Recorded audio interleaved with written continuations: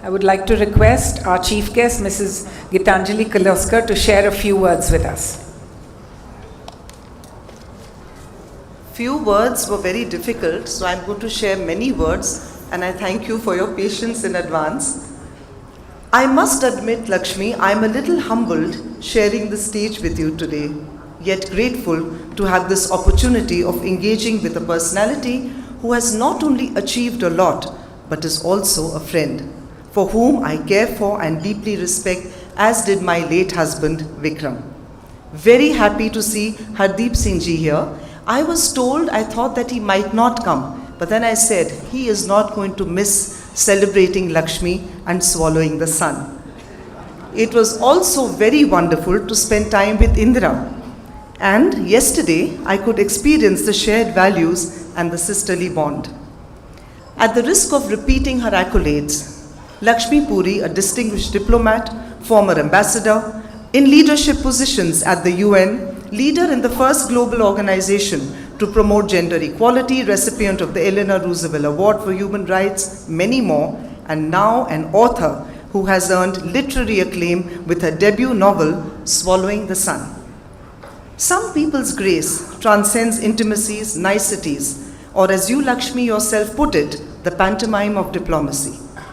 I remember, Lakshmi, you and Hardeep had me home for dinner very soon after Vikram passed, sensitively invited an intimate group of our common and very close friends. Your quiet understanding illuminated my grief. I was a little uncertain of myself that day, standing alone suddenly, almost like the ant. But your empathy and strength acted as a balm. As we know, a home reflects the sensibilities and the aesthetic of those who live in it. Lakshmi and Hardeep's home has the style and elegance, a little of the international with a touch of tradition, tempered with a certain quirkiness, almost pink ceilings. We had traditional food with a twist served in beautiful thalis, and an unsaid message passed between us woman to woman that grief is not a source of rage, but a touchstone to a woman's strength. It's amazing, Lakshmi, how some people like you pass on so much unspoken, unwritten, and now written. Lakshmi manifests the perfect balance and blend between timeless values and modernity, a progressive mind that can match the best in gender and ability, wearing her traditional sari while leading on an international stage of intelligence balanced with empathy, which is perhaps why, Lakshmi, you have been a very successful diplomat and now a prolific writer. As Anand Mahendra put it at the Mumbai launch, Lakshmi joins the rank of writers who have achieved fame while practicing dual careers. I'm sure she brings to the pantomime of diplomacy the high creativity of her art. It springs from a rootedness in Marathi and Indian culture that permeates her book, Swallowing the Sun. Her diplomatic skills and her writing reflect this rootedness because despite the pantomime, people always respond to authenticity. Swallowing the Sun entered my life when I most needed it. Just as you, Lakshmi, reached out and soothed my heart, so did your book and your writing. After my sudden loss, as I said, I was beginning to feel much like the ant. So I was motivated not only by the ant who flies out into the sky, but actually swallows the sun. I got a sense of courage and conviction through my adversity, because the resonance that great literature evokes also rewards. As I started reading the book in the beginning, Lakshmi, your personality overpowered my reading. I guess that happens to all authors' friends when they read the first novel. But a few pages in, the power of Swallowing the Sun immersed me as I rooted for Malti and Kamla. While on the surface, my childhood and later life are nothing like Malti's, she resonated with me deeply. This ability to connect with every reader is the hallmark of great literature, and I'm sure that Swallowing the Sun will find its place in the annals of modern Indian literature. We look forward to many such books and to you being one of India's prolific women writers. It is a tribute to the transcendence of the art of writing that excellent writing can come from the opposite ends of the establishment and anti-establishment segments.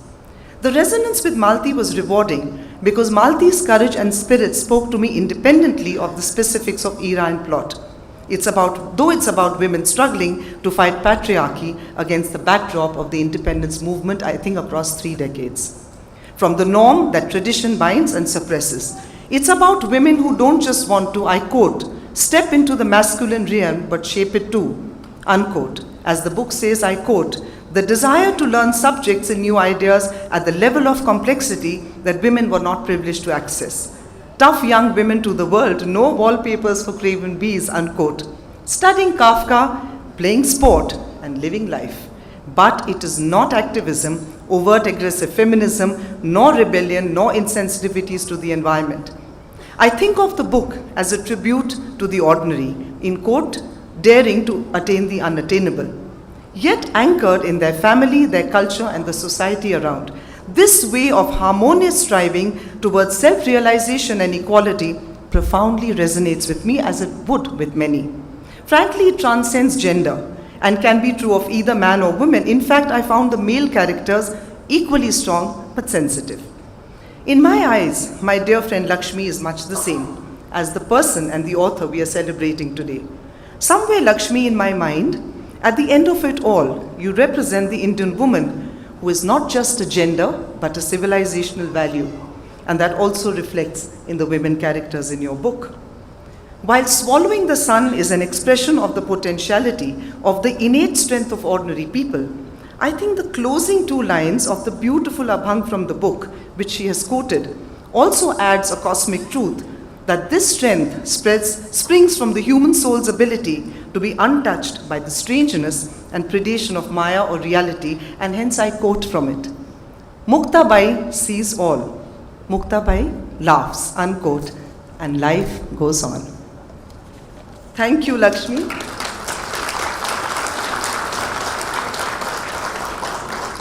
Thank you, Lakshmi, for giving the world a gift that is timeless across generations. Thank you for being a friend through my darkest moments. Above all, for being the woman you are and the author you have become. Over to Lakshmi.